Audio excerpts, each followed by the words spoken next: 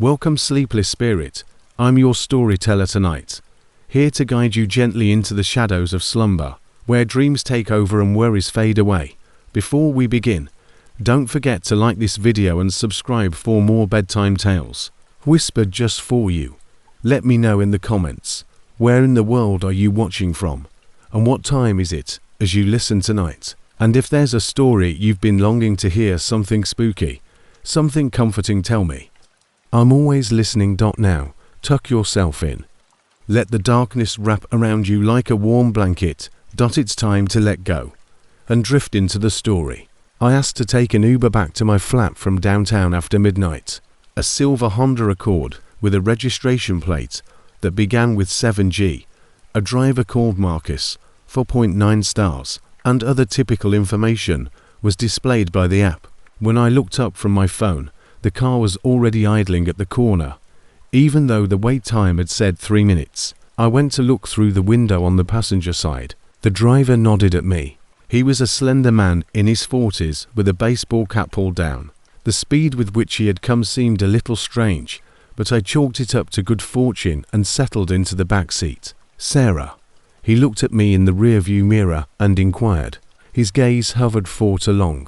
Yes. I buckled my seatbelt and confirmed that I was going to Maple Street. The automobile had a heavy air freshener fragrance, that fake pine perfume that never really covers up what it's trying to cover up. I thought it was strange that he pulled away from the curb without checking the address on his phone. Before embarking on a journey, the majority of drivers double-check the destination using their app. The screen of his phone, which was mounted on the dashboard, was dark. He said, "Late night, following several blocks of stillness." His voice had an unusual quality to it, like he was consciously trying to sound casual. "Yeah, work thing ran late," I said, avoiding extraneous details.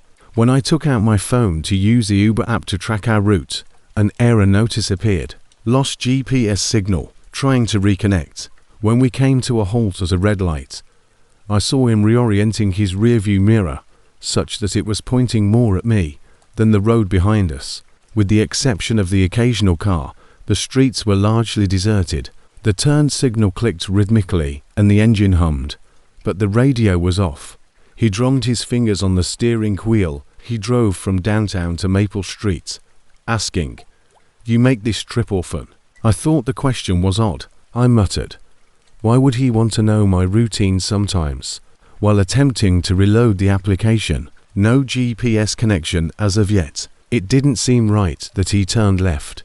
We ought to have gone straight for at least 6 more blocks, and I was familiar with this route, having traveled it dozens of times. I tried to sound steady as I added, "I think you might have turned too early." "Shortcut," was his hasty response. Nighttime construction on the major road. The apps aren't updated frequently enough. Just a night prior, I had traveled this identical route and had not noticed any work notices. The streets we were now on had less street lights, were darker, and were more residential. Houses were tucked away behind trees and large fences, distant from the road. My heartbeat accelerated. I stated more firmly, "Actually, I prefer the regular route, even if there's construction." He continued to drive more into the residential neighborhood without answering right away. His tone had slightly shifted by the time he eventually spoke. "This is faster, I promise. Every night, I drive these streets." But before, as if he was unfamiliar with the road, he had inquired as to how frequently I made this trip. My skin pricked at the contradiction. I kept my fingers close to the handle and quietly made sure my door wasn't locked from the inside. We made it through a little park. It was absolutely dark, but for a solitary lamppost close to the playground, and I didn't identify it. As we passed it, he reduced his speed to nearly a crawl and gazed out at the vacant swings that were swaying gently in the wind. He whispered, "Quiet tonight," more to himself than to me. "Just bring me back to the main road, please," I asked, my uneasiness no longer concealed. "I'll tell you what to do next." He accelerated once again without responding to my suggestion. He pulled for his phone instead, and it lit up out of nowhere, but it didn't have the Uber driver app on it. Although it appeared to be Google Maps, I was unable to see the input destination. He turned the TV down fast. "Is your app not functioning?" With a stiff throat, I asked. "Having some issues with it tonight," he stated. "However, I am aware of Maple Street's location. Do not be concerned." When he said, "Don't worry," I became even more anxious. This seemed terrible in every way. The speedy arrival, the dark phone at first, the strange path, and the way he continued to stare at me in the mirror. I texted my roommate about the bizarre path that the Uber driver was driving with the license plate 7G or whatever. From my vantage point, I was unable to see the entire license plate number in the mirror. My phone started buzzing right away. "The plate number that appears on your journey is not that one." My blood froze. I looked at the app once more. Now it was functioning, displaying the progress of my journey, but the vehicle specifics were different. "Antoine is the driver of a blue Toyota Camry with a 3M license plate." I apologized, my voice trembling a little. "Could you please verify your name on the app?" He remained silent for a while. After that, Marcus said, "As it appeared on your screen," but there was a hint of emphasis in his voice, as though he was aware that I was testing him. I didn't recognize the street we turned onto. Here, the houses were much more distant, some with boarded windows, some with no light at all. As we passed one yard, I noticed porch lights flicker on, and a dog began barking hysterically. He accelerated. Suddenly, I said, "Actually, I'm not feeling well. Will you stop?" "I had to leave," he said. "We're almost there," without slowing down. Another 2 minutes. We weren't nearly there, though. Nothing looked recognizable. Although I was familiar with the neighborhood around my apartment, it was too dark to read the street signs. I tightened my hold on my phone, prepared to dial 911. Then he abruptly turned right, and I realized that we were only 3 blocks from my flat, coming from a direction I had never been in before. Confusion was combined with the great relief. Was he truly aware of a shortcut? He parked his automobile as he approached my building. "Maple Street," he declared, his gaze returning to mine in the mirror. "I told you I had a quicker method." Eager to get out, I fumbled with my seatbelt. For the first time, he turned around completely as I opened the door, allowing me to see his face clearly. His attitude was strange, and I was frozen by the intensity in his eyes. "Have a safe night, Sarah," he concluded. Then it became quieter. "I'll remember this route for next time." With unsteady legs, I hurried out and made my way quickly to the entrance of my building. He was still sitting there, watching me while the motor idled. When I turned around, I didn't hear his car gently pulling away until I had opened the door and entered the security code. I looked at the Uber app once more inside. With driver Antoine and the blue Toyota, the trip was marked as accomplished. The route that was shown was the standard one, with no detours, and it led directly along the main road. My card had been charged for the fare. I was prompted to give my ride a rating. My fingers were shaking when I dialed Uber assistance. A representative pulled up my travel after I had been moved thrice. "I demonstrated that 10 minutes ago. Your driver, Antoine, successfully finished your journey. Is something wrong?" I said that wasn't my driver. Someone else did it. A different vehicle, a different individual. A pause occurred. "I'm demonstrating that the journey went smoothly. The standard path is displayed by the GPS. Your drop-off and pick-up locations coincide." However, it was not the case. The driver took a totally different route and introduced himself as Marcus. "Ma'am, tonight, I don't see any drivers in your region with the name Marcus. Have you gotten into the correct car? You checked the license plate, right?" I hadn't. I thought the silver Honda that pulled up was my ride, but it came so quickly that the app didn't even display the car coming. How could he know who I was? I could tell the support agent believed I had just accidentally gotten into the wrong car, but they nevertheless took a report. I was reminded to always look at the driver's photo and license plate before getting inside a car. However, that didn't explain how he was aware of my name and where I was going, or why the Uber driver's trip was marked as completed even though he never came to pick me up. I gazed at the street outside my window. Across the street, a silver Honda Accord was parked with its lights dark and its motor off. I was unable to see who was inside. After 20 minutes of sitting there, it eventually drove off. I discovered a receipt beneath my flat door the following morning, placed gently, somewhat visible, but not slipped beneath. About 2 hours after my ride, at 2:47 a.m., it was time-stamped from a fueling station. It was that strange neighborhood we'd been driving through. The words faster route =, 7 minutes saved were neatly handwritten on the back. I've ever taken the bus. Neatly handwritten on the back. I've ever taken the bus. Since, when I boarded the Uber outside the airport, it was pouring rain.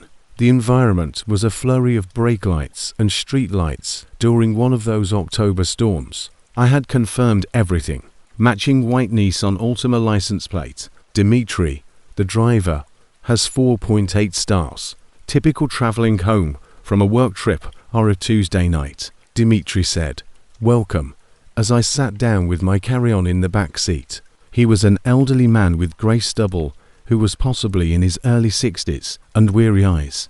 With the exception of the slight cigarette smoke odour that was attempted to be covered up by cherry air freshener, the car was spotless. Thank you. I strapped myself in and said, I'm going to Preston Avenue. It felt as though someone had just sat on the leather seat because it was still warm and a little wet. He responded, yes, I have the address, and moved out of the pickup area. He had an Eastern European, possibly Russian, accent. The wipers on the windshield creaked, the glass in a rhythmic, mesmerizing motion. In front of me, I saw a phone in the seat pocket that wasn't mine, an iPhone with a cracked screen that was still functional in a floral case. I took out my phone and said, hey, someone left their phone. Dimitri took a short look behind before turning back to the road. Oh, a woman was just picked up by a prior passenger before you. This discovery appeared to unnerve him. She was rushing. Notifications appeared on the lock screen of the phone. Calls from Mom, Kevin, and Jessica were missed. Text previews displayed messages that were getting more and more anxious. You're where? Give me a call back, please. You were dropped off an hour ago. According to the Uber, I remarked, looks like people are worried about her. Shall we attempt to send it back? Dimitri gripped the steering wheel tighter and continued, I'll take care of it after your ride. Corporate policy. That sounded strange, given that people were obviously trying to find the owner. Most drivers I'd had would want to return it immediately. Mom texted me, and the phone buzzed once more. Police claimed they are unable to take any action at this time. Just let us know that you're all right, please. A chill took hold of my gut. I glanced at the phone's time. 11:47 p.m. now. The time was 12:35 a.m. The time frame didn't fit what Dimitri had indicated about simply picking her up if she had been dropped off an hour ago. Based on the texts, actually, could you pull over? I should probably give this person's family a call, I remarked. They appear to be somewhat concerned. We're on the highway. He gave a bland response. No safe place to stop. I didn't like his tone, but he was correct about that. I took a closer look at the notifications on the phone. Although Dimitri claimed to have picked her up before me, an Uber receipt notification from earlier indicated a travel from downtown to an address I didn't recognize. Concluded at 10:52 p.m. Heart leapt when the phone rang. Mom calling. I replied without thinking. God be praised. Where are you, Melissa? We have been. I apologize. I interrupted. This isn't Melissa. In an Uber, I discovered this phone. The prior passenger left it. According to the driver, a sudden intake of breath was heard. Her ride with an Uber concluded 2 hours ago. The plan was to drop her off at our house. She never entered the house. In the rearview mirror, I could feel Dimitri's gaze on me. In some way, his expression had hardened. I hurriedly told the woman, I need to go. I'll make sure the phone gets back to your daughter. Please wait. What is the name of the driver? Which vehicle are you in? I paused, conscious that Dimitri was observing me. Then I hung up. I'll call you back, I said. You shouldn't have answered that, Dimitri said. You're involved now. What are they involved in? My heart began to race as I asked. He didn't respond. I just took an unfamiliar exit. This wasn't the route to Preston Avenue. Where are we heading? He said. Short detour. The main route is under construction. I could see the typical path on my phone's GPS, but it was the same explanation that all spooky drivers appeared to use. No delays, no construction alerts. We were going into an industrial region that I had never been to before, and we were going in the exact other direction. With firmness, I urged, "Take me back to the right route," he remarked. "Now I need to show you something first," as he pulled onto a vacant lot behind a shuttered workshop. My first instinct was to reach for the door handle. He put the car in park, but left the engine running and added, "Don't, just listen."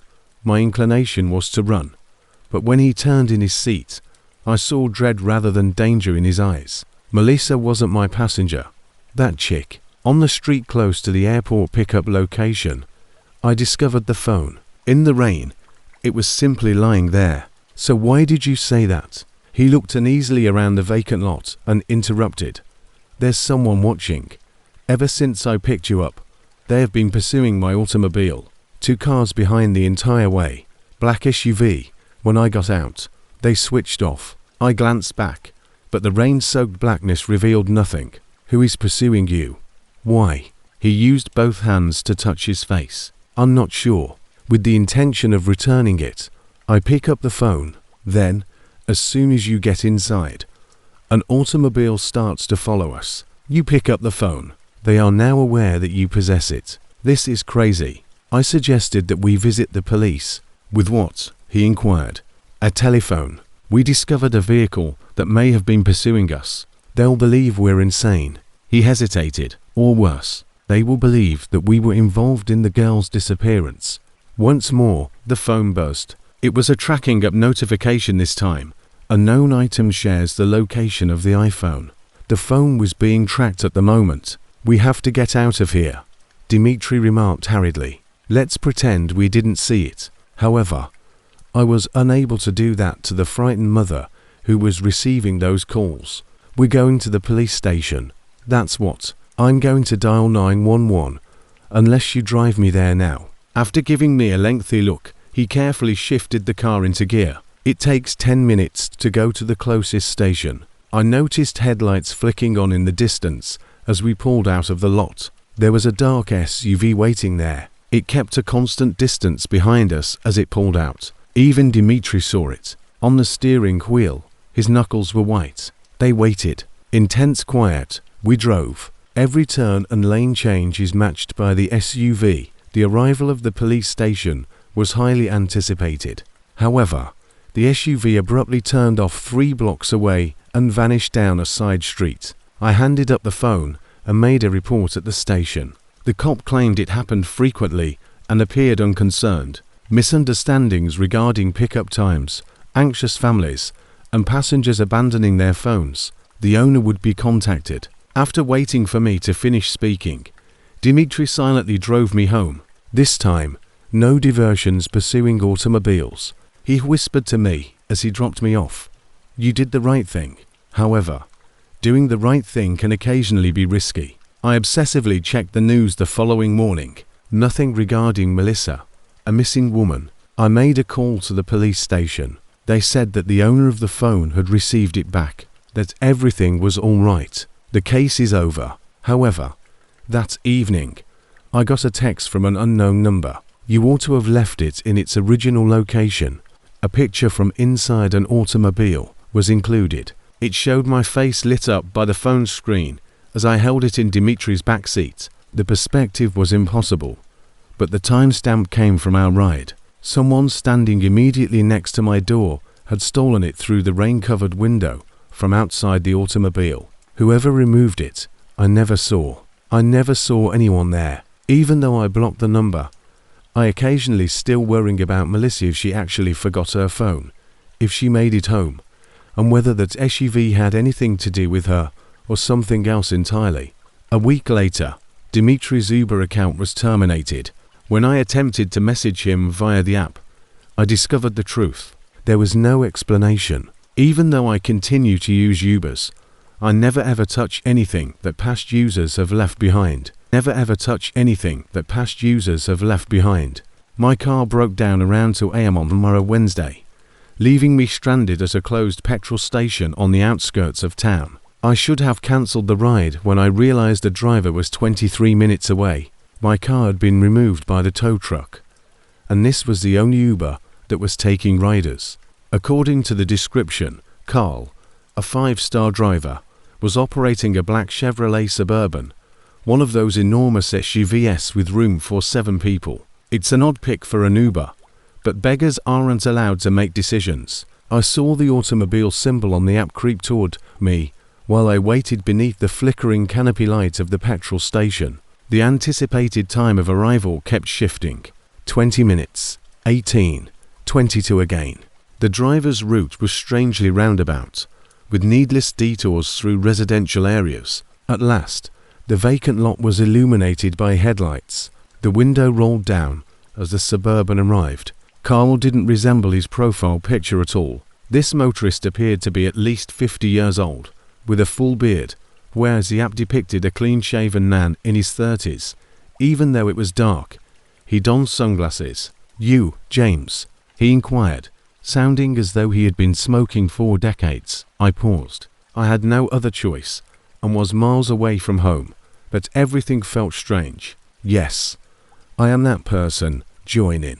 He shook his head when I grabbed for the back door. "No, front seat, backpacked with gear." I could see shapes in the back through the tinted glass, big tarp-covered cartons or cases. There were no seats left in the middle row. As soon as I grudgingly settled into the passenger seat, I noticed the overpowering fragrance of industrial cleanser, as if someone had just used bleach to clean every surface. Long night. As he drew away, I tried to strike up a discussion. "You could say that." I noticed him adjusting his shades, as becoming more and more strange. "Normally, you wouldn't work this late, but occasionally, you receive unusual requests." I had never seen the Suburban's interior altered in an Uber before. The doors had additional locks, the type that require a key from within. On the dashboard was a police scanner that was turned down, but still audible. I couldn't identify the electronic equipment that had taken the place of the central console. I said, "Interesting setup, growing progressively more uneasy." "I also do other work," he said ambiguously. "Services related to transportation." For a time, we drove in silence. I saw that the GPS path on his phone was not being followed. Rather, a second device lower on the dashboard appeared to be the object of his attention. Its screen displayed what appeared to be a whole separate mapping system. I inquired, "Is this the typical path?" "There's been some trouble on the main roads tonight," he stated. "Better to avoid them." "What kind of trouble?" He gave me a quick glance, and I could sense his assessment of me, despite the sunglasses. "The type you'd like not be aware of." The police scanner came alive with a crack. "We received a complaint of a strange black SUV with a suspicious license plate from Unit 47. Carl shut it off in a hurry." "You watch police channels all the time?" I inquired. "It has been an odd evening. As I mentioned, I didn't recognize the little road he went onto. My pickups weren't limited to you." He stated it in a way that made my skin crawl. "Uber had a busy night." He said that it wasn't via Uber, private employment. "Earlier, I had to carry someone. Challenging traveler." I saw that the floor mat at my feet had dark stains on it, still wet in spite of the overpowering bleach odor. My throat became parched. "Is everything all right with that?" "Now," he stated bluntly. As we went beneath a highway overpass, I noticed scratches on the inside of the passenger door close to the handle in the fleeting light from the overhead lights. New scratches, as if someone had been frantically trying to escape. It buzzed on my phone. I was already in a car, traveling quickly through an uncharted area. But the Uber app indicated that my driver was still 15 minutes away and still on his way to the gas station. "Hey," I said, attempting to maintain a steady tone. "My app appears to be having issues. I'm not yet visible in the vehicle." Carl's mouth clenched. "Yes, the app has been strange this evening. It wasn't raining, therefore it was probably the weather. The night was clear. While driving, I discreetly contacted my roommate, but the app indicates that the driver hasn't arrived. Black Suburban is becoming anxious." I gave my location. The reaction was instantaneous. "You're not using your Uber." "Just now. Your driver sent you a message on the app to ask where you are. Leave now. My blood became icy. I turned to face Carl, who was observing me through those spectacles. You know what? I said, trying to sound informal. I just realized that I have to visit an ATM. Would you be able to stop at the next petrol station? No stops, he stated emphatically. Straight to your destination. I lied and said, but I need to pay you. I want a tip in cash. The app handles payment, he revealed. However, we were both aware that this was not an Uber journey. Static burst from the scanner, which was still off. Then a voice, urgent yet garbled. Every unit, please note that we have a Carl pulled the power cord all the way out. Who are you? My hand went to the door handle as I asked. Someone who gives rides to people who need them, he replied. And you needed a ride tonight. I took out my phone and said, I'm going to dial 911. Calmly he said, go ahead. Inform them that you choose to get into a car. Inform them that you are being driven home. Take a look at that. He was right. What could I possibly say? I took another look at the apparatus at the rear. The forms beneath the tarp. It might have been luggage, or it might have been something quite different. I said, my roommate knows where I am. My phone is being tracked by them. Good, he said. They'll notice that I'm delivering you to the precise location you requested. And he was, in an unsettling way. We were now approaching my neighborhood on a road I knew well. However, this did not feel like a typical ride-sharing service. What was the private job? Uncertain if I wanted to know, I inquired. He said someone had to go away for a time. That's what I do. You make people vanish. Problems, sometimes individuals. He looked me in the eye for the first time. Taking off his specs for the first time. He had bloodshot eyes. Weary, there was an issue tonight. We arrived at the building where I live. My real Uber driver was waiting, parked, and appeared perplexed. Carl also noticed him. Carl remarked, looks like your real ride is here. You should probably cancel it. Inform him that you've located another on the way home. I sat frozen, unsure what to do. He said, go on, and unlock the doors. It's a free ride. Think of it as a favor. A favor. Nothing was visible to you tonight. This car did not contain you. You managed to get home in a different method. For both of us. That is the favor. I walked to the real Uber after getting out on wobbly legs. I informed the driver that a friend had picked me up and that I no longer needed the transport. Despite his apparent annoyance, he drove away. Carl's Suburban remained stationary. He watched me while he sat there with the engine running. I said, thanks for the ride, since I was at a loss for words. Next time, he answered, await the appropriate vehicle. Not all people who offer rides are attempting to assist. As he drove away, I saw that his license plate was completely unreadable due to muck buildup. Police discovered an abandoned black Suburban on a lonely road outside of town the following morning. According to local news, the interior had been totally burned, and the license plates and VIN had been removed. They were looking into it as a case of a stolen car, potentially related to other ongoing inquiries. My ride was never reported. What could I possibly say? That I got a ride home from someone who wasn't my Uber driver, that he claimed to be able to make issues go away and possess dubious equipment, that he drove me home even though he knew I had entered the wrong vehicle. What was underneath that tarp in the back is a mystery to me sometimes. I occasionally ponder what could have occurred if my home had not been the destination. I sometimes question whether I was extremely fortunate that night or if Carl was shielding me from something. Now, I always wait for the ideal vehicle. Make sure you always look at the license plate. Sit in the back at all times. Additionally, I never ride after 2 a.m. Nothing seemed out of the ordinary the first time I had Sandra as my Uber driver. 5-star red Toyota Corolla. On a Saturday afternoon, they picked me up from the grocery shop. She was talkative, in her mid-40s, and said she had been a driver for 3 years. A typical ride home. The second occasion was when I was leaving my gym 4 days later. The same red Corolla arrived. Hey again, remarked Sandra with a smile. What are the chances? We both chuckled at the coincidence. There aren't many drivers in this small city. These things do occur. That Friday was the third time, when he asked for a lift from work. I briefly felt uneasy when I realized it was Sandra once more, but I quickly got over it. As I entered, I quipped, "We need to stop meeting like this." "Yes, I am aware. You must be my lucky charm," she said. "I receive your request each time I'm ready to log off." That sounded strange. I didn't want to be worried, but she happened to be close by 3 separate times of day and in 3 different locations throughout the city. When her name appeared the following Tuesday, the 4th time, I nearly cancelled, but it felt impolite. All she had been was nice, but I did notice something throughout that ride. Without asking, she was aware of my chosen path. The precise brand of water I had indicated was in her bottle. Enjoying our second ride while seated in the passenger cup holder, she inquired about the success of my work presentation, which I had mentioned in passing a few days prior. "With care," I said. "You have a good memory." She met my gaze in the rearview mirror and said, "Oh, I just pay attention to my regulars. I enjoy making others feel at ease." Regulars. But if it was purportedly random every time, was I truly a regular? At 11 p.m., the 5th occurrence occurred.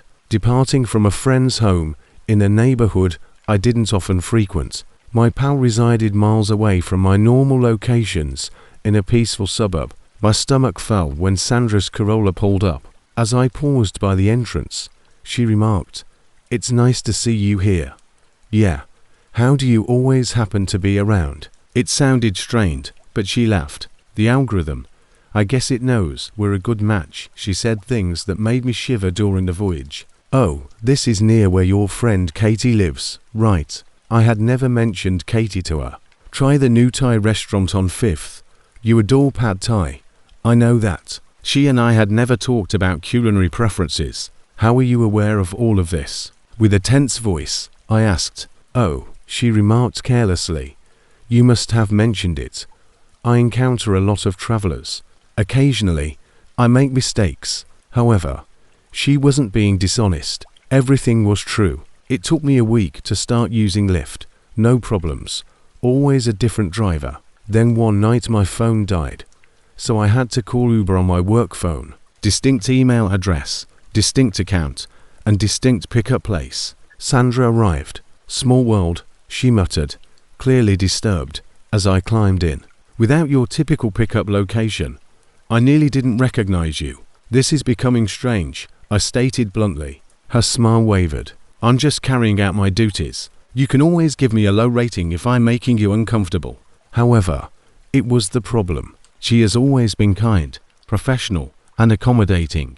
Nothing that I could formally grumble about. The following day, I noticed her red Corolla parked 3 spots away from mine as I was making my way to my car in a garage.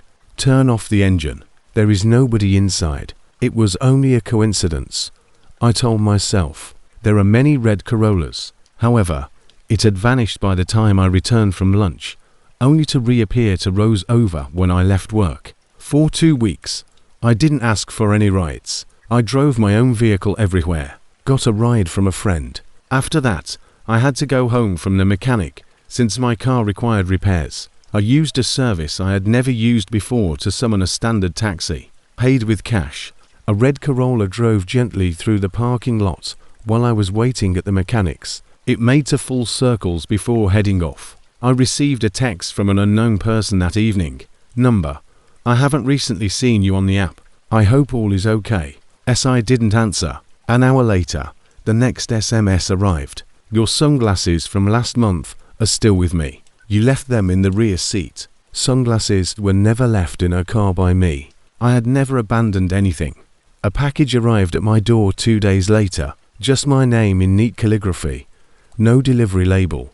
There was a note and sunglasses I had never seen before. These were discovered beneath the seat. "You might want them back," I thought. "Your preferred driver." The following day, I installed a doorbell camera. At 3 a.m. that night, it showed a red Corolla passing my residence at a leisurely pace, then once more at 4:23 and 3:47.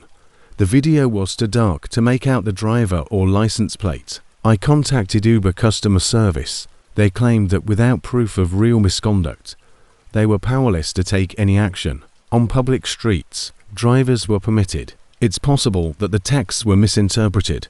There were no regulations against using the same driver more than once. I moved as a result. Only the immediate family was informed. I updated my phone number, made fresh Rideshare accounts using a new email address. Peace for 2 months. Different life, different city. At last, I felt secure enough to take Uber to the airport once more. A Honda Civic in blue arrived. Marcus, a young man, was the driver. He said, "First time in the city," as I entered. "No, I've been here for a few months." "Oh, that's good." Sandra, a friend of mine, used to drive here. However, she just relocated, claimed to have tracked a frequent client to a new city. You know, some folks are very committed to providing excellent service. My blood froze. Sandra, yes, woman in her middle years, very amiable.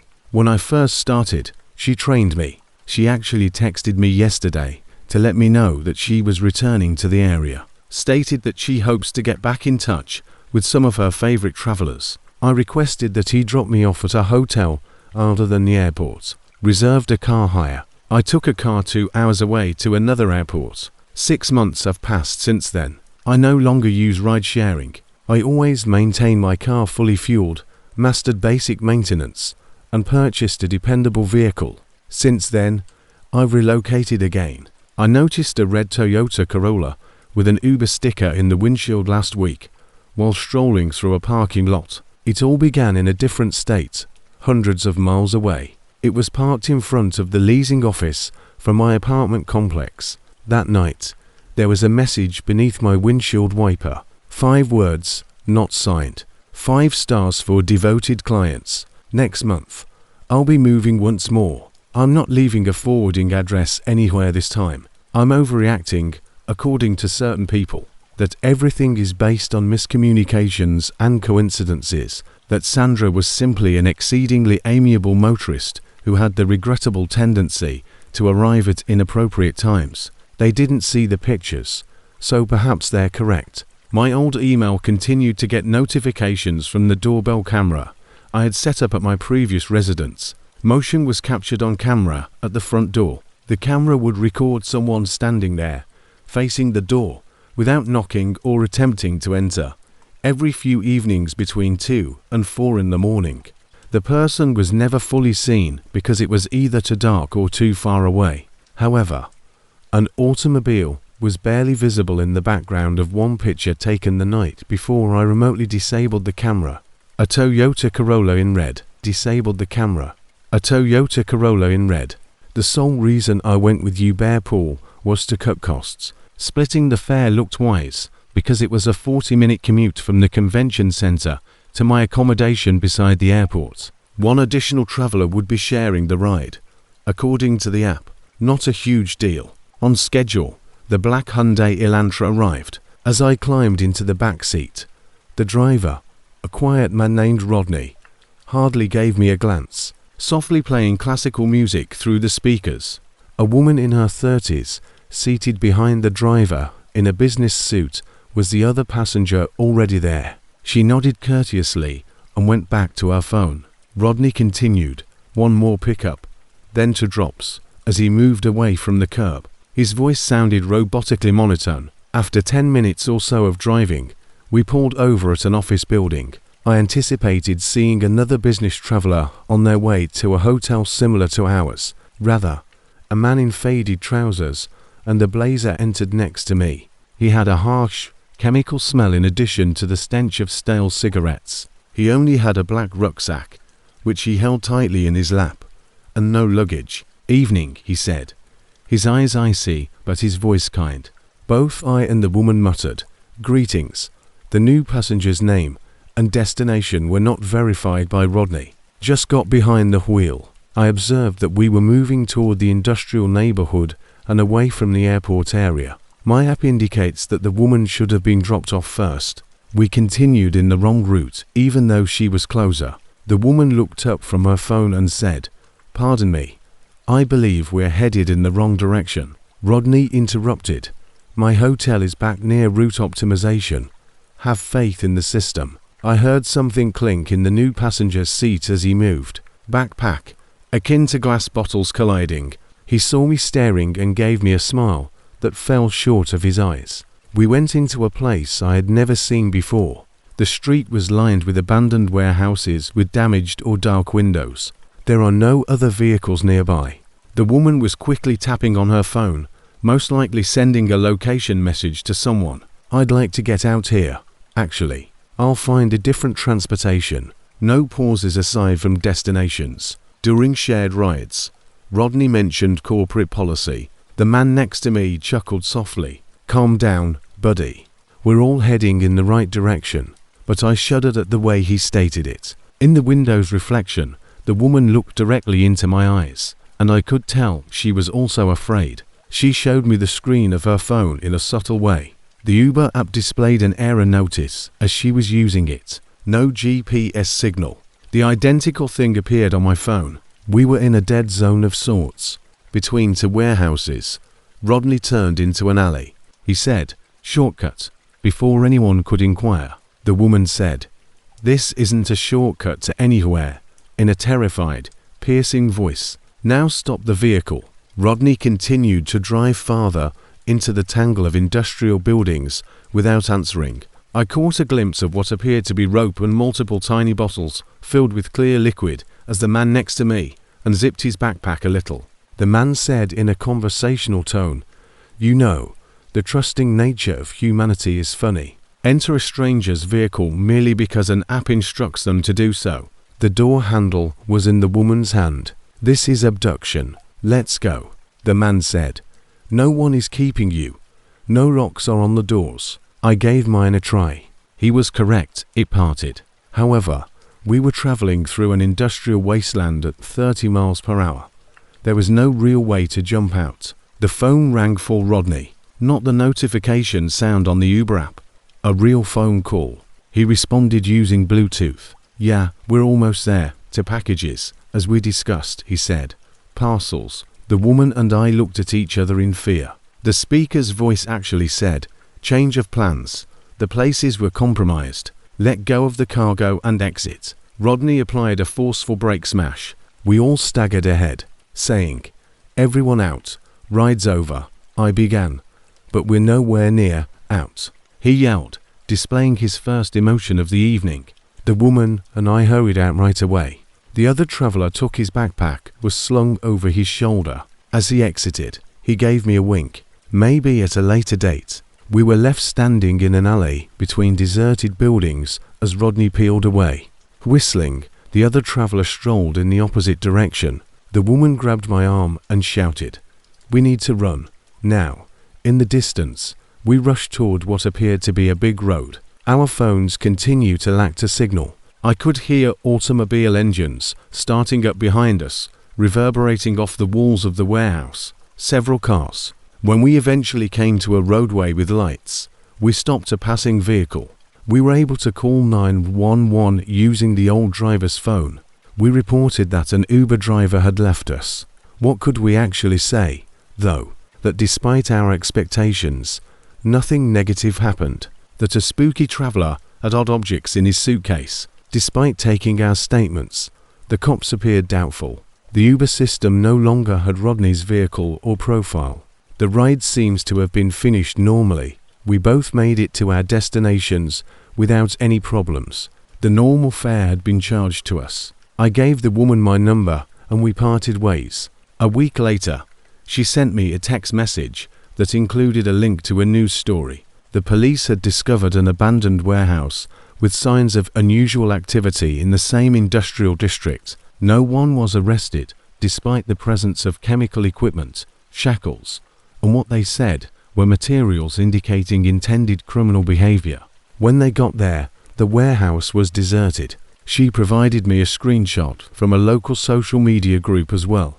A friend who had taken an Uber pool in the same region 2 weeks prior to us and demanded on being released early since the other passenger made them uncomfortable was the subject of a post written by someone.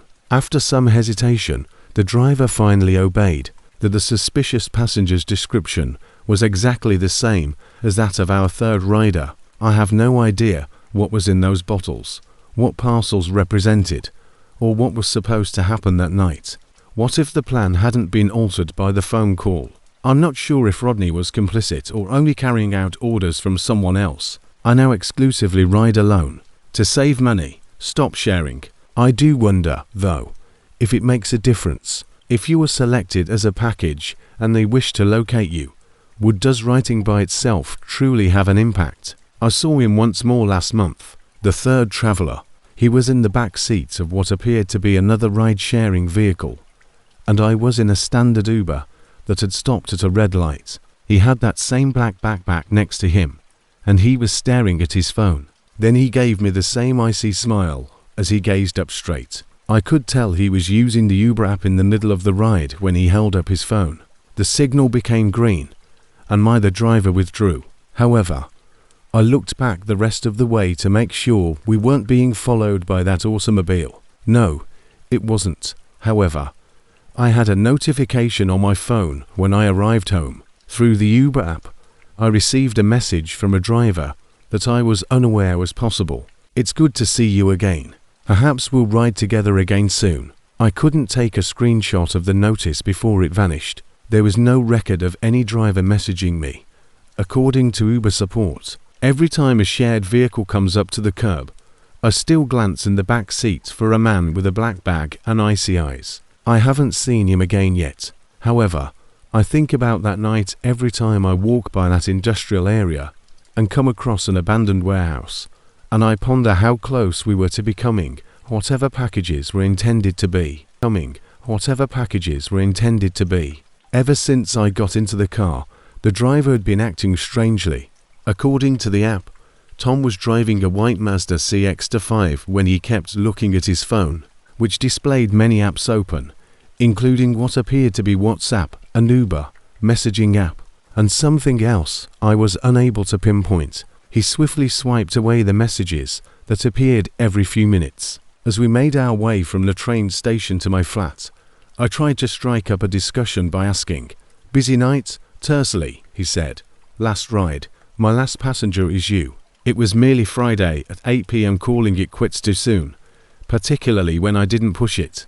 Even though surge pricing was most likely about to start, he pulled up his phone and typed rapidly with one hand as we came to a stop or a red light. The reflection in his window was visible to me. He wasn't using English when he texted. The characters had a Russian or similar appearance. "Everything all right?" I inquired. He nearly dropped the phone as he jerked as if I had surprised him. "Fine. Just family stuff." He remained motionless as the light turned green. Behind us, cars were honking. His knuckles were white on the steering wheel as he gazed at something in his rearview mirror. When I said, "The light's green," I grabbed the door handle as he accelerated abruptly and too quickly. Then he abruptly turned to the right, away from where I was going. "Hey, you're headed in the wrong direction. Different route tonight," he uttered in a strained tone. "Construction." I looked at the GPS on my phone. There are no construction alerts. We were on our way to the older section of town, where shops closed early and street lights were farther apart. His phone displayed another message. I managed to get a glance this time before he took it off. It was a picture. It appeared to be the back seat of an automobile, perhaps a selfie, but the viewpoint was strange. The phone rang for Tom. After responding via the car's Bluetooth, he appeared to recognize his error. The automobile was filled with a woman's voice speaking quickly in what I now knew to be Russian. She sounded terrified, almost in tears. Tom answered in Russian. In an attempt to soothe her, his tone was urgent. My blood ran cold as she changed to English. "If you don't deliver the final passenger," they said. His eyes met me in the mirror as he abruptly ended the call. "I'm sorry, wife. When I work late, she becomes anxious." However, she had not stated that. She had said. Her words were, "Bring the last passenger," I said. "Let me out here," with firmness. "We're almost there," he said in response. However, I could hear his voice trembling. "Almost where?" "This isn't the way to my address." With the exception of a few automobiles gathered close to a 24-hour laundromat, The strip mall parking lot was largely deserted when he pulled up. He parked in the darkness at the edge of the lot, far from the lights. He turned to face me and whispered, "Please, I need you to pay close attention." I was poised to run, my hand on the door handle. "My car has someone in it," he added. "I picked up a passenger for a regular ride earlier tonight. However, they intentionally left something behind when they left." Slowly, he reached beneath his seat and took out a manila packet. It was only after they had left that I noticed it. There were pictures of my home, my daughter's school, my wife's vehicle. I had a racing heart. Make a police call. If I didn't finish my last ride exactly as directed, or if I involved the police, there was a note. He walked away. They were aware that you would be my final traveler, knew where to pick you up and your name. All night long, they have been sending me messages with directions. What are the instructions for? To get you here. Should hold off until they get there. After that, my family would be protected, and I could return home. I surveyed the deserted parking lot. It didn't matter that there were no other automobiles coming. I said, "We're going out. Now take me over to the police station." I am unable to. They stated they're observing. They claimed that if I strayed from them, they would be aware. His cell rang. One more picture. This one displayed a nighttime view of a house's facade. Inside, the lights are on. I could see a mother at a dining table with a little kid through a window. "It's happening now," Tom muttered. "My family is that. Right now. Someone is outside their window." One more buzz. This time, a text. "The silver van will come in 5 minutes. Passenger transfer. Everyone returns home safely." I said, "This is crazy. Who are these individuals? Why me?" Desperately, Tom said, "I don't know. All I do is drive for Uber.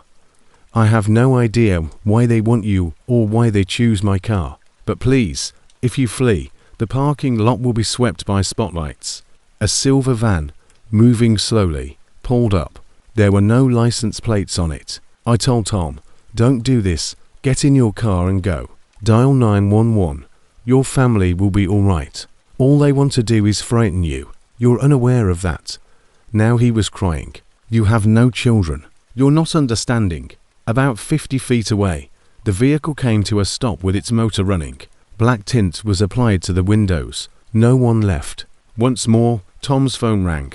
Without thinking, he responded on the speaker. It was a man's voice this time, serene and "Expert, you did good, Tom. Transferring to the van is necessary for your passenger. You can leave once they're inside. Your family will be secure." Why? I made my demand loud enough for the person on the phone to hear. "What are you looking for?" A pause occurred. "We are giving back something that was stolen. Cooperation won't put you in risk." "No one has given anything to me." "No, but a person near you has. Someone who believed they were smart. It's just business. A straightforward transaction." I didn't know what they were discussing. "You have the wrong individual. Honda Civic in silver. License plate with the last digit 7B2. Parked in your complex of apartments. Through the window on the second level, you can see the gaming laptop on the desk.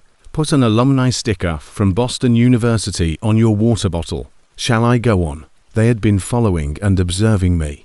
My mouth became parched. "I'm not sure what you believe, but Michael Chen, your roommate, works as a freelance coder.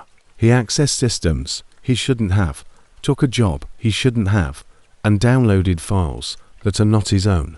My roommate Michael had been acting suspiciously lately, checking locks all the time, setting up new security cameras, and leaping at every sound. He believed he was being clever by concealing the data with encryption. But we always figure out what belongs to us, and sometimes we need leverage to get our message across. Leverage is not me. I have no idea what you're discussing. You don't have to. All you have to do is board the van. We are going to speak with Michael. He will give back what he took. Everyone returns home. Easy." The side door of the van slid open. It was dark inside. I asked if I don't. Tom's family lives in a lovely home. If there was a gas leak, it would be unfortunate. These in older homes, things happen. Tom let out a coughing noise. "Just accompany them, please, please. While the driver patiently waited at my phone, I glanced at Tom, who was crying, displaying Michael's 3 missed calls. I said, "I'm calling the police," and I punched in 911. On the phone, the man chuckled. "Tell them that a van will like to speak with you regarding your roommate. Watch how that plays out." I fingered the call button and paused. The voice said, 30 seconds to make a decision. Tom's family doesn't have all night.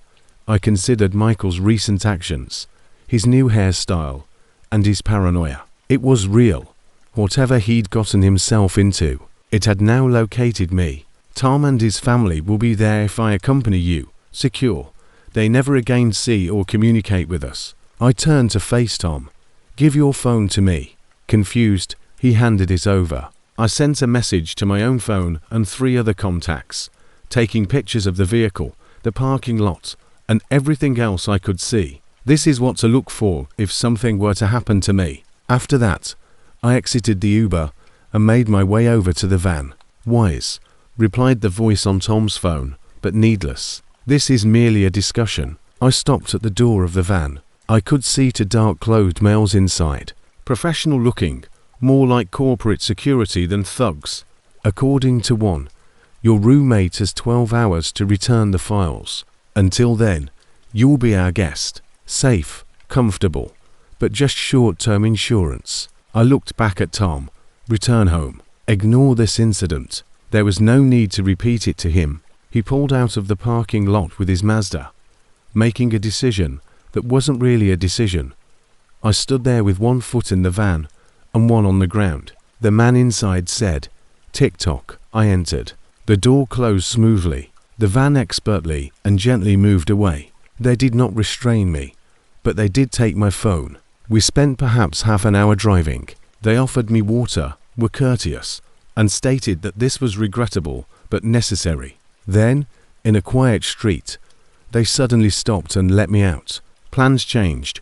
One remarked, "When we described the problem, your roommate was more helpful than we had anticipated. The files have been checked and returned. You can leave now." I was left standing on a strange street corner at 9 p.m. with just my phone and nothing else when they drove away. Michael's room was vacant and spotless when I eventually arrived home, as if he had never lived there, due to a family situation. The landlord claimed to have sent notice that morning that he was terminating the lease. I didn't see him again, never learned the true identities of those persons or the data he had stolen. Tom lost his Uber account. When I attempted to report the event, I discovered that all I had was a grainy picture of a van without license plates. I occasionally question whether Tom's family was truly protected, whether Michael is all right, and whether those individuals were employed by the government, a corporation, or something else. Above all, though, I wonder if they're still observing, if each Uber that I ride in is indeed simply an Uber. When the following driver states, "I'm your last passenger," it signifies the manner in which Tom did. Now, I always check. Always take a screenshot of the route, the driver, and the vehicle details. I always tell several people where I am because occasionally your roommate takes things that shouldn't be taken. And occasionally, you end up being the leverage to regain it. I was constantly being watched by the driver through the rearview mirror. I shifted uneasily in the back seat as a result of prolonged, studying gaze rather than the fleeting glances you might anticipate. Beth, the app said, was her name, driving a blue Ford Escape in his mid-50s, with graying hair pulled back in a ponytail. For the 3rd time since she picked me up from the mall, she observed, "You look so familiar. Have we already met?" "I don't think so," I said, looking at how far I still had to go.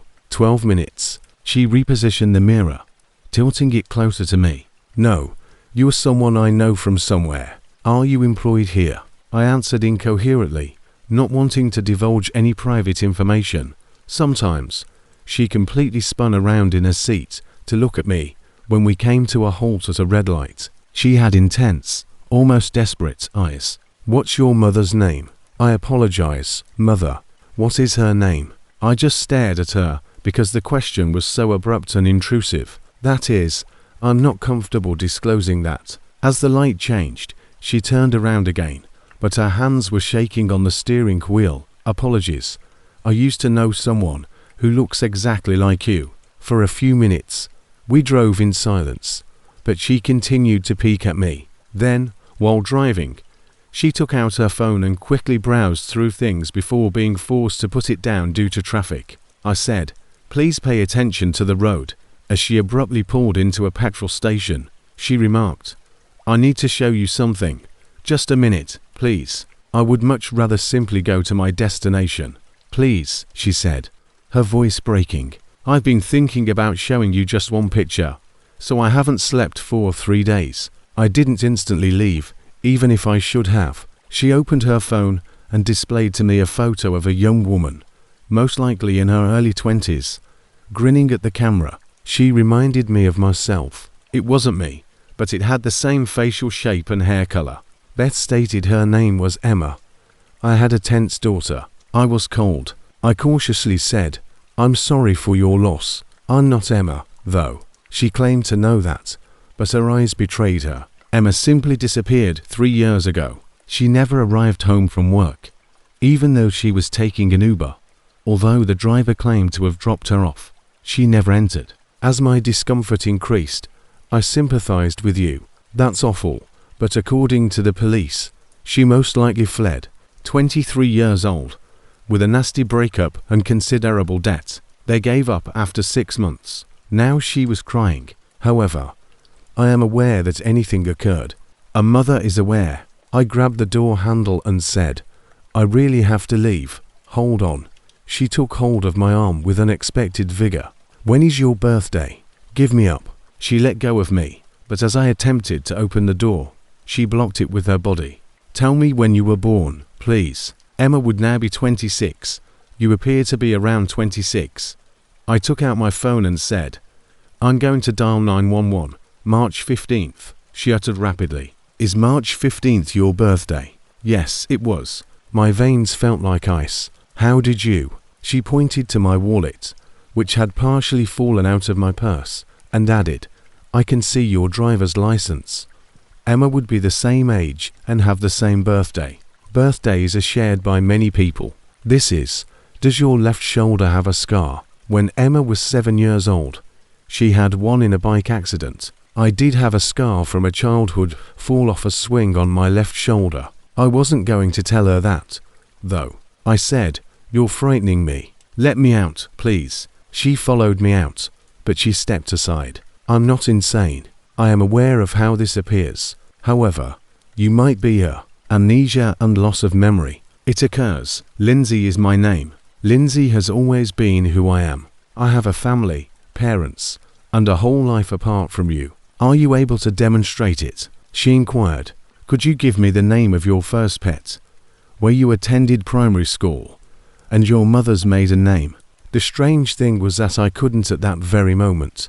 My mind went strangely blank as a result of the inquiries. The delay was enough to make her eyes brighten with hope, though it was probably just the stress and adrenaline. Emma blurted out that she had a teddy rabbit called Mr. Whiskers. Up to the age of 10, she carried it everywhere. Is that something you've heard before? It didn't, however. There was something about the name that moved me. A flash of near recognition that I pushed away at once. I said, "I'm leaving," and used my phone to order another Uber. Her words, "Don't follow me here," were delivered with a business card. "If you want to know the truth, or if you remember something, here's my number." She dropped it at my feet and went back to her car, but I didn't accept it. I saw she had a bumper sticker on her car as she drove off. "Emma Hartley is missed. Give a call with any details." A picture of the same young lady she had shown me was below it. I climbed into my trembling Uber when it came. I didn't trust myself to talk, so I just nodded when the driver asked whether I was okay. I gave my mother a call that evening. "I know this would seem strange, but what is your maiden name, Mom? What is your maiden name, Mom?" She chuckled. "Why are you answering one of those security questions? Wilson." Wilson. Naturally. I was aware of how great the relief was. Furthermore, where did I go primary school? Metabrook. "Is everything all right, honey?" "Yes. I briefly lost my train of thought when someone asked me security questions today. However, I couldn't get rid of the uneasy feeling I had when we hung up. I took out a box of old childhood pictures from my closet. I was there at different ages, family vacations, birthday celebrations, and school pictures are all typical and unmistakably me. However, I discovered something that caused me to freeze. An image from what appeared to be a school production. I was dressed like a bunny, holding a plush rabbit, and I was perhaps 8 or 9 years old. I flipped the picture over. Composed Mr. Whiskers and I from the spring play were written in a child's handwriting. I had trembling hands. It must have happened by accident. Many children gave their stuffed animals the moniker Mr. Whiskers. It's a typical rabbit name. I looked up Emma Hartley missing on Google. The findings were limited. A few news stories from 3 years ago, as well as updates from her mother's Facebook page that no one was responding to. The images featured the same young lady who remarkably resembled me. According to one source, Emma was adopted when she was a newborn. She had been studying nursing, another said. I worked as a nurse. One more coincidence. One popular profession is nursing. I discovered Beth's Facebook page. There were a lot of posts about Emma, theories about what happened, and informational requests, but I stopped scrolling after reading one post. It was from the previous week. For the past 6 months, I have been driving for Uber in the hopes that she will find me, or that I will find her. In an attempt to find her daughter, she had turned to driving for Uber. She had done this to how many passengers? How many young ladies was she afraid of, with her theories and inquiries? But then I noticed that someone named Derek had left a remark on one of her blogs. That evening, I drove Emma's Uber. I informed the cops and you. She was dropped off at her flat by me. I watched her enter. I have no idea what transpired after that. You're lying, Beth had responded beneath that. She is not seen entering her building that evening in the security camera. You altered her in some way. The video was tainted. Derek, it does not imply that I am lying. I'll get a restraining order if you don't leave me alone. Derek's profile was primarily private when I clicked on it. He was a middle-aged man wearing sunglasses in his profile picture. I couldn't pinpoint it, but there was something familiar about him. Then I discovered something that chilled my blood. There was a hole in my box of childhood pictures. The pictures were taken at ages 5 and 8, missing for 3 years. I was being paranoid, but my mom had always said that they had lost a lot of pictures during a move. I couldn't help myself, but Beth's anguish and theories had gotten into my head. I gave my mother another call. Hello. Strange query. Did I become adopted? There was too much pause. Why would you ask that? Was I adopted, Mom? No, she firmly said. My daughter is you. I've always considered you my daughter. However, there was a strange tone in her speech, a tension that was previously absent. I had a dream that night. I couldn't see the driver's face because I was in the back of an Uber. We continued to drive in circles without ever arriving at our destination. The doors refused to open as I attempted to exit. There was nobody behind the wheel when I glanced in the rearview mirror. A text message from an unidentified number woke me up at 3 in the morning. I remember you, even though I know you don't. That evening, you wore a blue sweater. You mentioned that your stint at the hospital had left you exhausted. After you got inside my car, you changed who you were. The image below was grainy, but sufficiently clear surveillance footage. It featured a woman who resembled me exactly boarding an Uber. 3 years ago was the timestamp. Emma Hartley's disappearance night. I can't recall that evening. That blue is not something I recall. Sweater, however. In the back of my wardrobe, I discovered a similar one. As if it had never been worn, the tags were still on. I no longer know who I am. Lindsay, who has a full life and devoted parents, or Emma, who mysteriously changed into someone else after going missing one night. Beth never stops calling. I don't respond. Derek hasn't sent another SMS, if that's his true name at all. However, occasionally, late I attempt to recall and break past whatever mental barrier I have when I look at that picture of me as a child with Mr. Whiskers at night. And occasionally, for a split second, I nearly do. Split second, I nearly do. She chuckled. Why are you answering one of those security questions, Wilson? Wilson. Naturally, I was aware of how great the relief was. Furthermore, where did I go primary school? Metabrook. Is everything all right, honey? Yes. I briefly lost my train of thought when someone asked me security questions today. However, I couldn't get rid of the uneasy feeling I had when we hung up. I took out a box of old childhood pictures from my closet. I was there at different ages. Family vacations, birthday celebrations, and school pictures are all typical and unmistakably me. However, I discovered something that caused me to freeze. An image from what appeared to be a school production. I was dressed like a bunny, holding a plush rabbit, and I was perhaps 8 or 9 years old. I flipped the picture over. Composed Mr. Whiskers and I from the spring play were written in a child's handwriting. I had trembling hands. It must have happened by accident. Many children gave their stuffed animals the moniker Mr. Whiskers. It's a typical rabbit name. I looked up Emma Hartley missing on Google. The findings were limited. A few news stories from 3 years ago, as well as updates from her mother's Facebook page that no one was responding to. The images featured the same young lady who remarkably resembled me. According to one source, Emma was adopted when she was a newborn. She had been studying nursing, another said. I worked as a nurse. One more coincidence. One popular profession is nursing. I discovered Beth's Facebook page. There were a lot of posts about Emma, theories about what happened, and informational requests, but I stopped scrolling after reading one post. It was from the previous week. For the past 6 months, I have been driving for Uber in the hopes that she will find me, or that I will find her. In an attempt to find her daughter, she had turned to driving for Uber. She had done this to how many passengers? How many young ladies was she afraid of, with her theories and inquiries? But then I noticed that someone named Derek had left a remark on one of her blogs. That evening, I drove Emma's Uber. I informed the cops and you. She was dropped off at her flat by me. I watched her enter. I have no idea what transpired after that. You're lying. Beth had responded beneath that. She's not seen entering her building that evening in the security camera. You altered her in some way. The video was tainted. Derek, it does not imply that I am lying.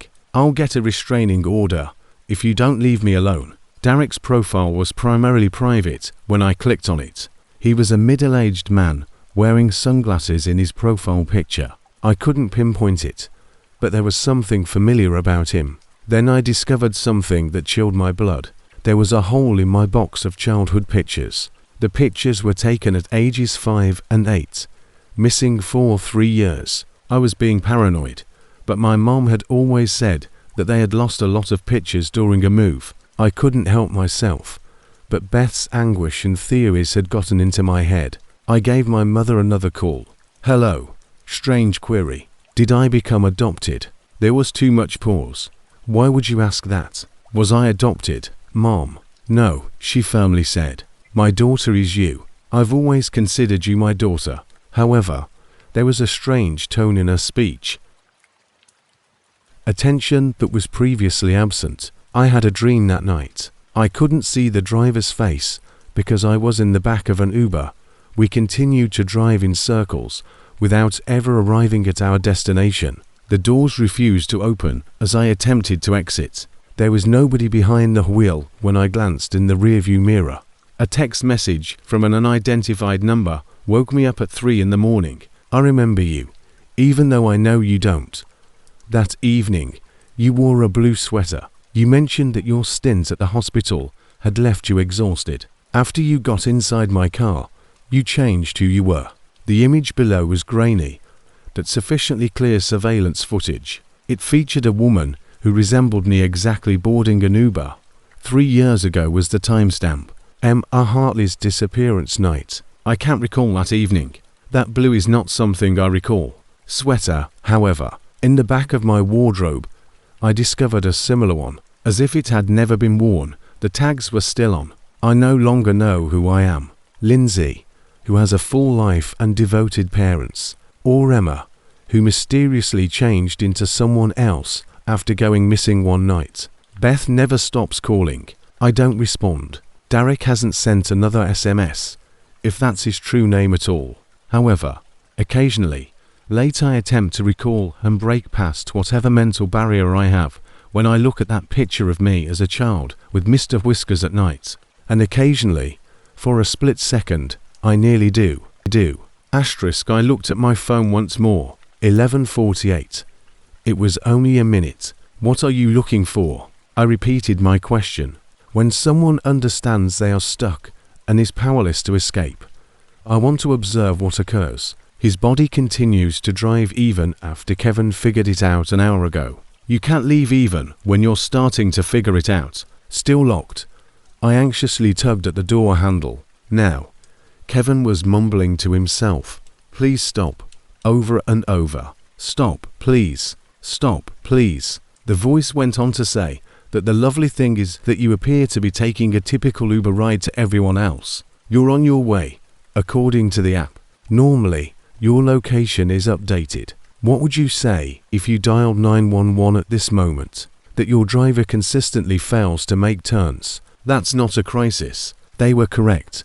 With increasing terror, I recognized that there was no way to describe this without coming across as crazy. Once more, we passed my turnoff. The sixth time, Kevin's hands began turning the wheel, halted, and then straightened. He felt a tear slide down his cheek. Eventually, the suggestion wears off. The voice continued. Another hour might pass. It might be 5, depending on Kevin's level of willpower. The exciting part comes next. Will he remember even after it wears off? Are you going to remember? Or is your mind going to fill in the blanks? Make a typical ride. It makes sense. You're ill. I want to know. There is a distinction. In any case, I should leave. Have fun, Rachel. Or don't. Either way, you won't remember. The line died. We drove on, loop after loop. After the 6th pass, Kevin gave up attempting to fight it. He just drove quietly while crying uncontrollably. I made every effort. They advised calling 911 again, as there was a true emergency. Friends believed I was intoxicated when I texted them. The window was fortified, so even if you tried to break it, it wouldn't break. Something changed on the 12th loop. Kevin began to shake his hands. He started to breathe heavily. I believe I am able to. He was able to reduce the car's speed a little. He turned on the 13th loop. Maple Street was where we were. I had my building in front. When the automobile reached the curb, it came to a stop. The doors were unlocked. With a click, I scurried out. Kevin is directly behind me. We both shook as we stood on the pavement. Was that indeed the case? He inquired. I believe so. However, the memory was already becoming hazy. Was it 3 or 13 times that we had actually drove in circles? Was I dreaming, or had there been a phone call? Kevin checked his app. The ride took 16 minutes. According to this, the typical path. He held up his phone to me. There was a clear path from the bar to my apartment, according to the GPS records. Not a loop. However, I began and then quit. What did we do? I could recall being annoyed by something, but the specifics were vanishing like water. With other passengers waiting, Kevin said, I should go. He returned to his vehicle and drove off. As I stood there, I tried to cling to the recollection of what had just transpired, but it kept moving, altering, and getting more typical by the second. I hardly remembered why I had been so afraid by the time I arrived at my apartment. A couple of turns had been missed by the motorist. I had been irritated. That was all. I then glanced at my phone, though. I recently called an unidentified number. My voicemail had 17 minutes of silence when I listened to it again. Additionally, there was a photograph in my pictures that I couldn't recall capturing. The same McDonald's scene from the inside of an automobile. It had been taken 13 times in 17 minutes, according to the timestamp. The repeatedly taking the same picture from the same angle. Those pictures were still with me. I have no other evidence that anything occurred that evening except these. I generally simply remember a typical Uber journey when the driver missed a turn, but occasionally I can nearly remember the voice on the phone, the sound of Kevin sobbing, and the sense of being trapped as I stare at them. It must have been just that. It must have been just that.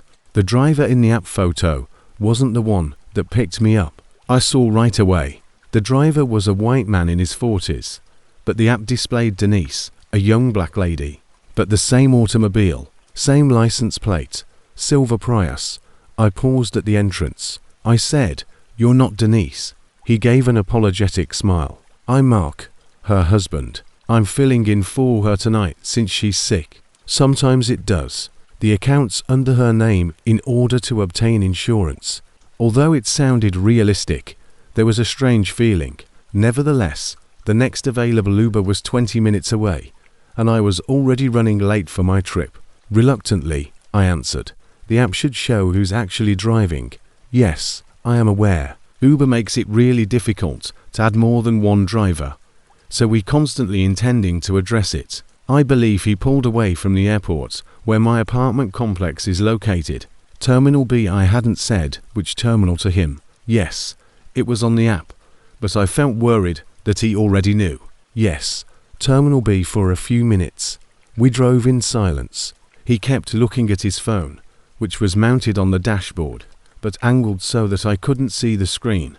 I noted the Uber driver app didn't appear to be the culprit. "So, how long have you been covering for Denise?" I inquired, attempting to assess the circumstances. "Oh, intermittently for several months, whenever she's unable to attend, and that's fine with Uber."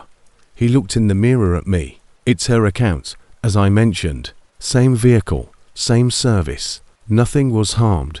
Onto the highway we merged. For a Thursday night, there wasn't much traffic. I looked at my phone. My flight is still 40 minutes away. Lots of time. Then I saw that we had gone beyond the airport exit. I said, "You missed the turn."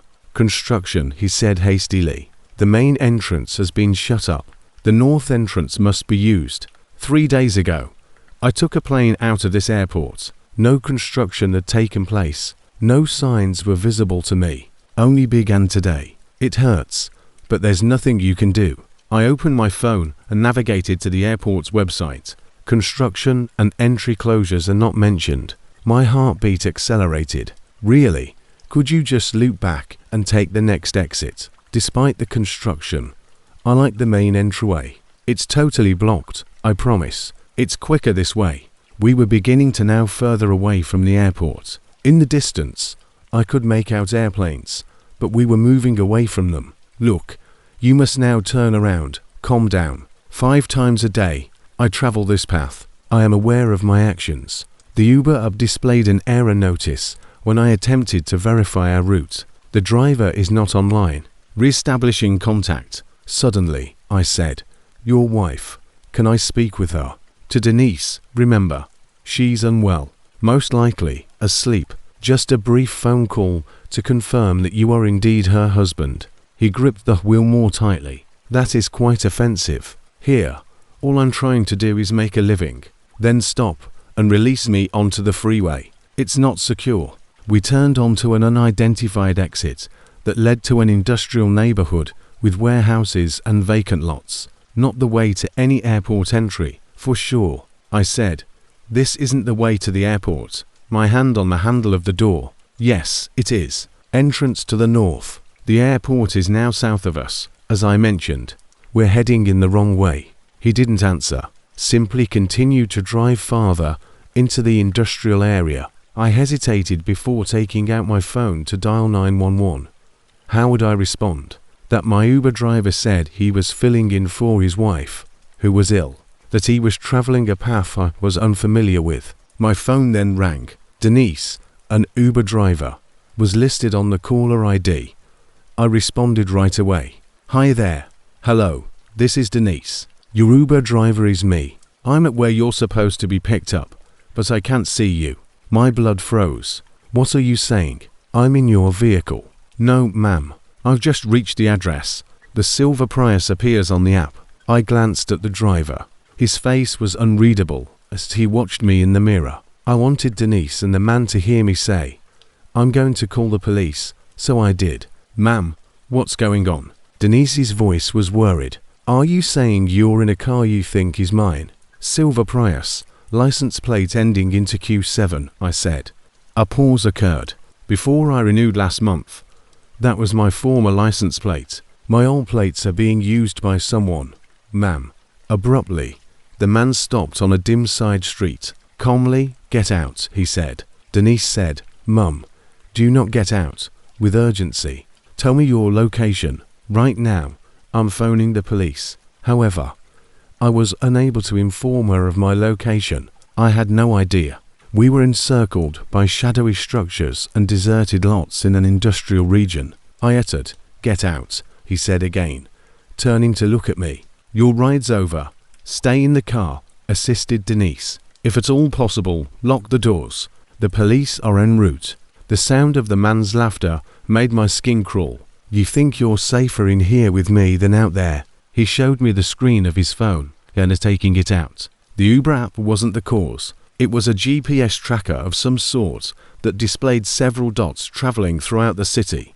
My apartment address was written on one stationary dot.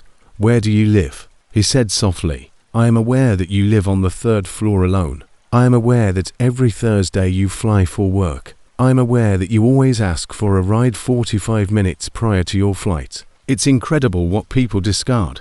Old mail, old phones, and receipts. You might be shocked at what you can discover from someone else's rubbish. He grinned. Weeks have passed while I waited for things to fall into place. Tonight, Denise is feeling ill. It wasn't a random act. When you know where someone orders lunch, it's easy to arrange food poisoning. You're crazy. No, I'm ready. You now have an option. Come on out here. We won't see each other again, so find your own route to the airport. Or remain in the vehicle. If you make this hard, I'll have to come see you when you return from your vacation. If you return, I could hear the hesitation in Denise's voice as she yelled over the phone. Police, we're minutes away, giving them my phone's GPS location.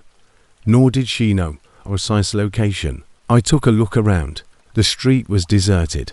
There are no residences, companies, or other vehicles open. Anything could happen if I went outside. However, he suggested, if I waited 10 seconds to make a decision. I made up my mind. I opened the door and sprinted after it. He laughed, and I heard it. The automobile door then banged. I was left alone on the dim roadway when the Prius pulled away. As I sprinted toward what appeared to be a big road in the distance, I continued to talk to Denise on the phone. She remained by my side while I looked for a petrol station to wait for the police. He was never located.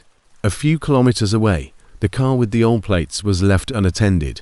Weeks ago, it was reported stolen. Its absence from his storage facility was unknown to the true owner. Not a single fingerprint. Gloves had been on him. Thousands of men in the city fit the description I provided. My flight was missing. The following day, when I eventually arrived home, everything appeared to be as usual. However, I discovered something had snuck beneath my door. An airport parking garage receipt that was time-stamped on my initial flight. Missed you this time, was written in calligraphy on the back. 2 weeks later, I relocated, changed locations, employment, and everything else. However, occasionally I question if it was sufficient. If someone is that patient and prepared, they actually give up that quickly. Uber receipts for rides I never took or occasionally emailed to me. Always silver Priuses, but always from various cities and accounts. Every flight I don't take is for 45 minutes in advance. The most recent one arrived yesterday. My new apartment complex served as the pickup location. The departure, the place he had led me to, was that industrial sector. I still know where you live. The driver's note stated, when you travel, you'll still know. I'll see you on Thursday. It is Wednesday today. You'll still know. I'll see you on Thursday. It is Wednesday today. At first, I was blind to the tiny red light. It was barely noticeable, unless you were looking for it, as it was concealed behind the rearview mirror. A little dot that was flashing steadily, recording. When I got in, the driver appeared to be quite normal. 5-star Alan is driving a grey Camry. After giving me a courteous greeting and confirming my destination, he got behind the wheel. Everything is routine, with calm classical music playing. I didn't notice it until I leaned forward to adjust the air vent. A little camera was aimed straight at the rear seat. Black tape partially, but not completely, covered the red recording light. Is that a dash cam? Even though I could see it was pointing in the opposite direction to record the road, I still asked. "Oh, yeah," answered Alan nonchalantly. "For insurance considerations, you know, for safety." The dash cams of many drivers faced forward recording traffic. Passengers were being recorded by this one. I indicated that it was facing the rear seat when he said front and back to cameras. These days, one cannot be overly cautious. I only saw the camera pointed at me. I didn't notice any cameras facing ahead. I shifted uneasily, leaning in the direction of the window. For a few minutes, we drove in silence. Then Alan raised his voice. "Your voice is pleasant. Regards. Quite unique. People probably still remember your voice." It was a strange compliment. I looked at my phone and made a vague sound. "I have 10 more minutes to get there. Do you ever perform voice acting?" He went on. "Audio books, podcasts, and the like?" "No. As I mentioned, you should definitely unique." I saw that he wasn't scanning the traffic behind us when he made a small adjustment to the mirror. He was observing me. "You know, certain voices simply stay with you. You never forget them after hearing them once." I had a fictitious chat with a friend about getting together later, pretending to answer a phone call or to avoid further conversation. Alan remained silent, but I could see him interacting with something on his dashboard-mounted phone. He appeared to be changing the audio levels, but the screen was tilted away. He started talking as soon as I hung up my fictitious call. "You mean Sarah?" "Sarah wasn't my name. Jennifer was the one." "Jennifer? No. The app has it." "Yes, exactly. Jennifer. You just make me think of a woman named Sarah." The same voice. At a red light, we came to a standstill. Alan grabbed his phone and browsed through a page. I got a quick look at the screen. It was a waveform-based audio editing program of some sort. "Would you mind saying something for me?" he actually asked, as a courtesy only. "What?" Simply respond, "Yes, that's right. My friend and I are attempting to win a wager regarding accents. I had a gut feeling that I should not. I would prefer not to. It's only 3 words. Come on." "Yes, that is accurate. Thank you, but no." I saw him save something on his phone, but he shrugged and continued to drive. Our talk was recorded. He selected a path I didn't recognize as we approached my destination. I remarked, "This isn't how Google Maps displays. There is traffic up ahead. It's quicker this way." I looked at my own phone. There are no traffic alerts. We were approaching a neighborhood. Houses are becoming fewer. I firmly urged, "Please return to the main route. Have faith in me. This is what I do for a living." He went down a street he had never been on before. "Hello. Could you please record your entire name for me, in case there is a subsequent issue regarding the ride?" All of that information is in the app. Voice confirmation is superior, though. Simply state your entire name. "No, why not? All it is your name, since I do not wish to be videotaped." He chuckled. "The entire ride has been recorded. What's the distinction?" At an empty crossroads, we came to a stop at a red light. Alan spun around to confront me. "I gather voices, you see. It's a pastime. Your voice is intriguing, and I enjoy hearing unique voices. I won't do anything strange with it." "Gather voices." "Yes, I do have thousands. Brief recordings of individuals conversing. It is comparable to collecting coins or stamps." He held up his phone to me. A folder system with dates and what appeared to be names was shown on the screen. "There are hundreds of them. You see, not hurt. I wouldn't use the adjective harmless. Come on, let me out. Your destination is nearly here." "Let me out," I said. With a sigh, he stopped. He stated to me, as I was leaving, "Jennifer Matthews, 427 West Elm Street, apartment 1-B. I went cold. My whole name and address were that. Details not included in the Uber app. I wouldn't include my apartment number. I would only include my building address. How are you aware of that?" He grinned. As I mentioned, your voice is unique. Last week, you gave your dentist's office a call to make an appointment. They asked you to confirm your details. The acoustics in the waiting area are excellent. I had called the dentist's office last week while I was waiting. However, how could he in fact? You were reading a magazine in the waiting area behind you. You didn't see me. He raised his phone. It's incredible how well phones can detect signals from a few feet away. With my hand on my phone, I prepared to dial 911 as I retreated from the vehicle. Calm down, he said. I merely gather voices, like I mentioned. I already have yours in my collection. The only goal for today was to obtain a higher quality, clearer recording. I stood trembling on the pavement as he drove away. To get the rest of the way home, I called an Uber right away. Fortunately, a different driver. I looked for anything about Alan or voice gathering on the internet that evening. Nothing was discovered. However, I did discover another item, a website that provides services for personalized voice synthesis. We can produce an AI voice that sounds just like the original if you give us 30 seconds of crystal clear audio. The illustrations were horrifying in their precision. The website asserted that they could alter the voice to say anything that was identical to the actual person. My bank contacted 2 days later. My mother's maiden name, my social security number, and all of my personal information were stolen when someone attempted to access my account over the phone. They were only deterred by a last security question had just inserted. However, the bank employee stated something that made me uneasy. The odd part is that it sounded just like you. We would have allowed access if it weren't for that final query.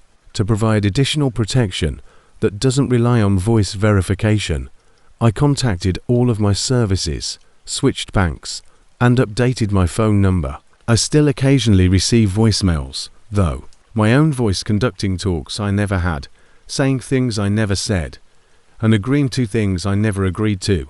Yesterday was the last one.